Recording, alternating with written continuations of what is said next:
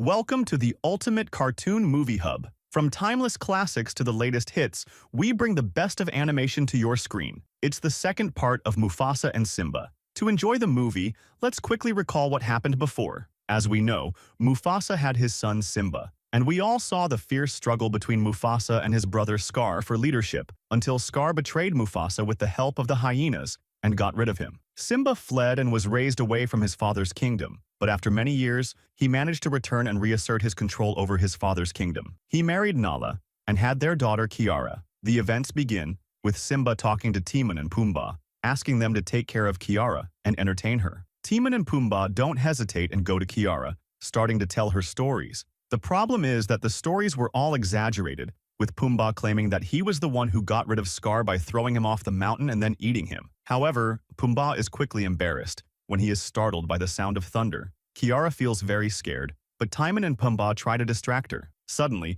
Pumbaa suggests singing a song, but Timon tells him that this is not a good idea because Pumbaa's voice was bad. After a while, Rafiki arrives at the scene and starts talking to Kiara, who was very scared. Rafiki reassures her, telling her that fear is normal and part of all creatures, and he tells her about her father Simba, saying that when Simba was her age, he was also very afraid of thunder. Even Mufasa was once very worried about Simba. Fear doesn't mean you're weak. Kiara tells Rafiki that she understands all that, but she honestly doesn't feel as brave as Simba or Mufasa and just wants the storm to end. Rafiki then decides to tell her a story that no one knows, when Mufasa himself was a child. We go back in time and see Mufasa discovering the world around him. One day, everything was calm and perfect, but suddenly, a severe flood occurred, drowning most of the lions. The flood took everything, including Mufasa's father and mother. Mufasa managed to hold onto a large tree trunk in the water. He felt lost and alone, without a father or mother. To make matters worse, he was surprised by a crocodile attack, but noticed a small cub like him on the shore with its mother, who helped and saved him. We learn that the cub's name is Taka. We see him with his mother after they return to their pride to meet the leader, whom we know as Obasi. The problem is that Mufasa couldn't grasp that his parents were gone forever, and wasn't very welcomed in the new pride, especially by Obasi, who decided to talk to his wife about the presence of this cub, saying it wasn't good because he might grow up and take power from their son. Despite all this, Mufasa, with the innocence of childhood, loved Taka, and Taka loved him back. They decided to have a competition with the condition that if Mufasa lost, he would leave the place. We see great courage from Mufasa, and despite Taka being strong and fast, Mufasa won. But he wasn't concerned with winning. He just wanted someone to play with. Taka's mother insisted that Mufasa stay with them, especially after learning from Mufasa that he lost his family in the flood. Days passed, and Mufasa grew up into a young lion. Although Obasi was careful to keep Mufasa away from the male lions of the pride, and always with the females to prevent him from thinking about ruling, Mufasa and Taka were very close friends, always playing together behind Obasi's back. One day, the pride's females decided to go hunting. Coincidentally, Mufasa was with Taka's mother, complaining about Obasi, saying he no longer wanted to stay with them or even think about becoming king. He just hoped to find his family, holding on to the hope that they might still be alive. Before Taka's mother starts hunting, she is surprised by the presence of another lion pride in the same place, ready to hunt. The striking thing is that this other pride was much stronger. If not for Mufasa, Taka's mother would have been in serious trouble. Mufasa bravely defended Taka's mother, who returned to tell Obasi everything that happened. Despite his surprise, Obasi confirmed that the information they had was correct. There was another pride of lions with a king stronger than anyone, wanting to assert his control over any lion. Obasi decided to keep Taka out of the scene because he was sure that if this pride attacked them, it would be their end.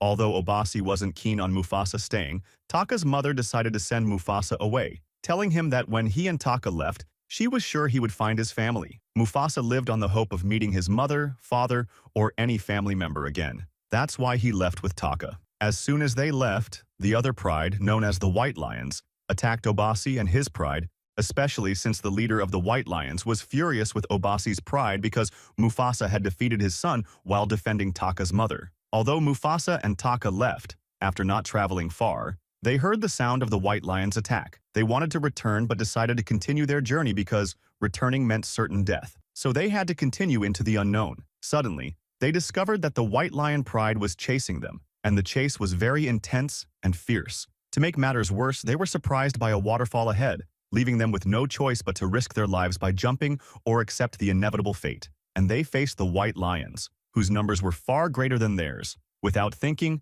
they jumped into the waterfall. Even though lions fear water, Mufasa was different and incredibly brave. He managed to grab onto a tree trunk and even helped Taka, saving him. Although they managed to escape the pack of white lions, we saw the leader of the white lions ordering his followers to bring Mufasa and Taka back at any cost. Indeed, the white lions continued to track their path, but Mufasa and Taka had distanced themselves enough from danger. Suddenly, they encountered a female they had never seen before. Even though they were wary of her, she was friendly. We got to know her bird, whose name we learned was Zazu. Despite his small size, he was very talkative. Mufasa told her he wanted to reach a place called Melili, which his mother always said was a land of eternal life. But suddenly, after saying this, he realized that everyone around him thought he was being very naive. It was just a mythical story his mother used to tell him, so that when she passed away, he wouldn't be too sad and would always dream of the day they'd reunite in the land of Melili. But in reality, there was no Melili, or anything like it. We return again to see Rafiki telling the story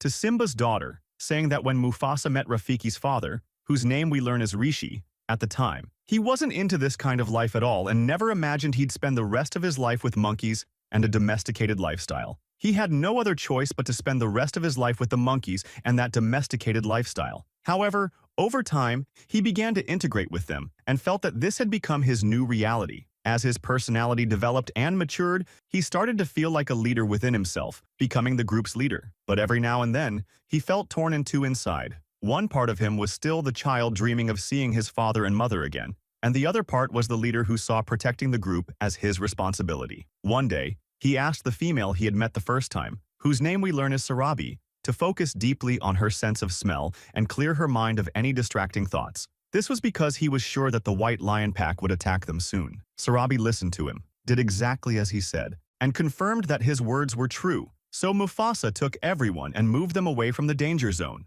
Mufasa began to grow closer to Sarabi, and we noticed that the two of them started to admire each other. One day, while walking in the valley, picking fruits in a peaceful setting, they were suddenly startled by Zazu, who told them that a real danger was approaching the valley. This was after the white lion pack had managed to locate Mufasa and Sarabi. To make things even more complicated, it was the elephant migration season, and the valley was literally filled with a massive number of elephants who couldn't see what was beneath their feet. Unfortunately for Mufasa and Sarabi, they were in the part of the valley where the elephants were. When the white lions began chasing them, escaping became incredibly difficult. Although Mufasa managed to carve his way out, it was much harder for Sarabi, who was hit hard by one of the elephants and lost consciousness. At that moment, we saw great courage from Mufasa, who took her to a spot slightly away from the elephants and managed to protect her, especially after a massive rock slide occurred in the valley due to the chase. After the chaos ended, everyone was worried about her, but the monkey managed to revive her. The strange thing was that Mufasa told Sarabi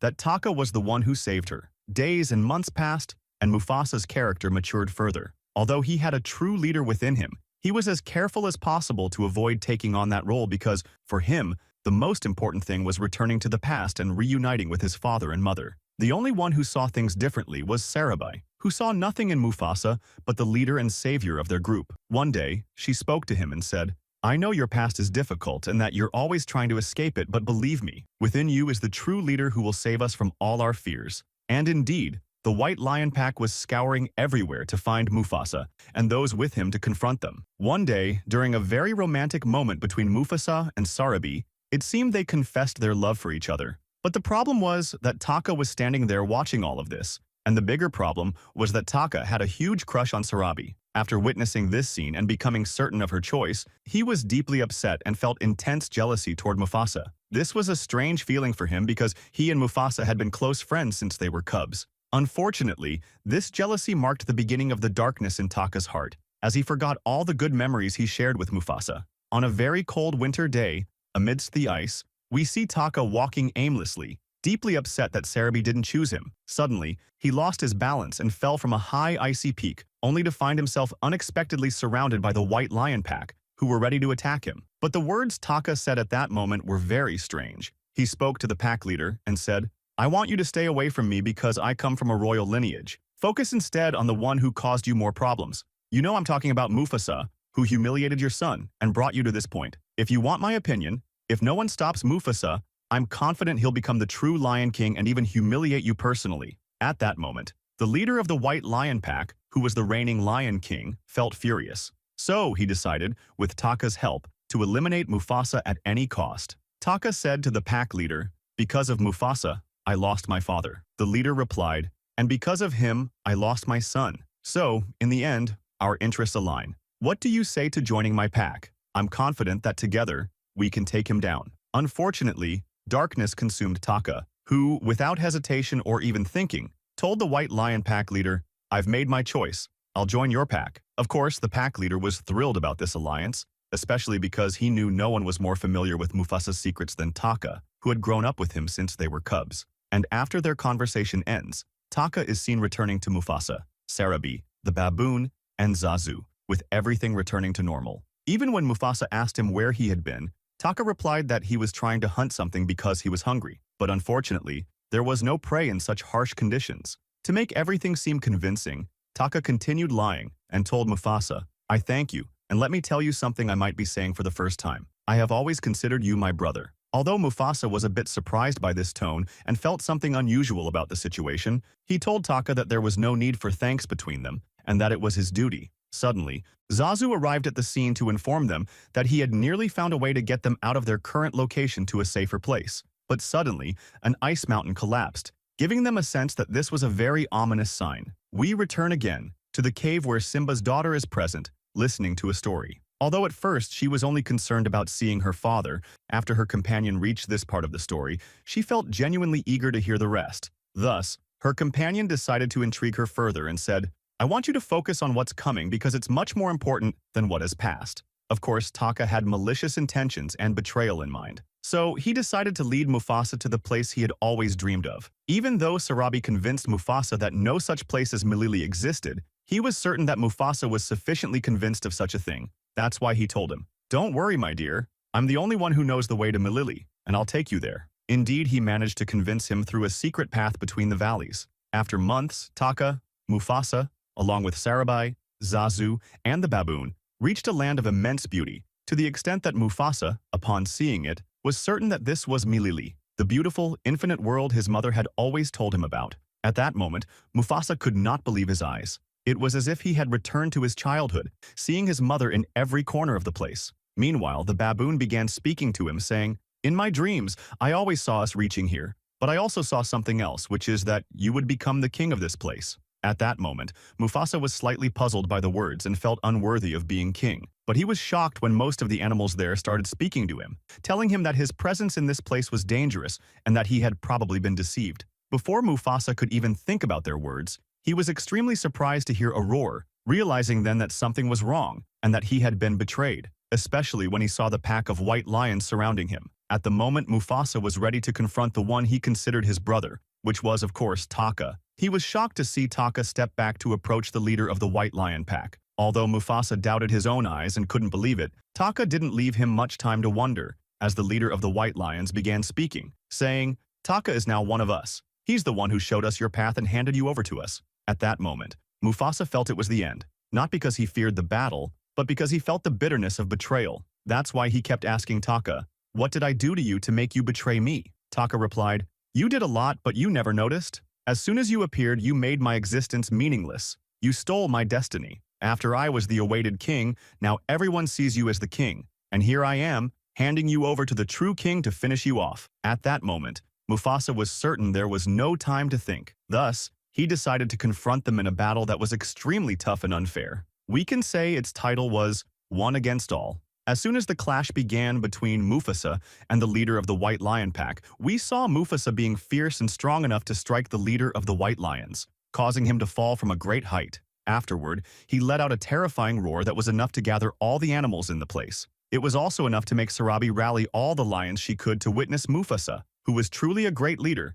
as he addressed all the animals. He told them, "If we continue to live in fear of them and shrink away at the mere mention of their name, they'll keep stepping over us. The only solution is to face them, and through unity, we can defeat anyone." However, a large number of animals were unconvinced by his words. That's when we saw Mufasa speaking with utmost wisdom, saying, "We all complement each other because no lion is as massive as an elephant, nor as strong as a bull, or as tall as a giraffe. Each of us has a role in life." A large number of animals gathered together, And we noticed that the leader of the White Lion pack was very upset because he began to feel that everyone now considered Mufasa the true king. Thus, the battle between the lions began. Despite Mufasa's strength, the leader of the White Lion pack was deeply enraged at him, striking him with a powerful blow that caused Mufasa to fall from a great height. However, he quickly regained consciousness and started looking for any way to return to the battlefield again. But the leader of the White Lions didn't give him a chance and reached him to continue their fierce fight. To make things harder for Mufasa, Taka also arrived, deciding to assist the leader of the White Lions. Despite the ferocity of the battle, Mufasa demonstrated immense strength, managing to injure Taka on his face. On the other side, we see Sarabi and the other lionesses engaged in a fierce battle against the female white lions. But suddenly, something unexpected happens. The ground on which Mufasa's battle was taking place collapses due to the sheer weight of the three lions, causing them all to fall from a very high distance. No one knew their fate, but during the fall, Mufasa managed to finish off the leader of the white lions, while Taka remained alive. Both of them emerged from the place, and Mufasa was surprised to find all the animals gathered, now seeing him as the rightful king. At that moment, the baboon welcomed Mufasa with great joy, saying to him, "From now on, you are the king." Although Mufasa kept telling him, "The royal blood doesn't run in my veins," the baboon replied, "It has never been about that. As long as you manage to unite all these animals, you are the living king." Afterward, Mufasa received the most beautiful surprise in the movie. That's when he saw his mother standing before him saying, "I always knew this day would come, and it has truly arrived. You are the king of Milili, the everlasting land. I never told you that you would become her king." And when he asked her about her father, she said that he was no longer present but lived inside you. As for Taka, he decided to keep him living away from them. And in the last scene of the movie, we see Rafiki concluding the story for Mufasa's granddaughter and telling her that she is from a very great lineage. And whenever you feel like you want to see any of them, remember all these stories so you always know who you are. Here the movie ends. Don't forget, if you liked the movie, to give it a like, leave a comment, and activate the notification bell so you receive all the new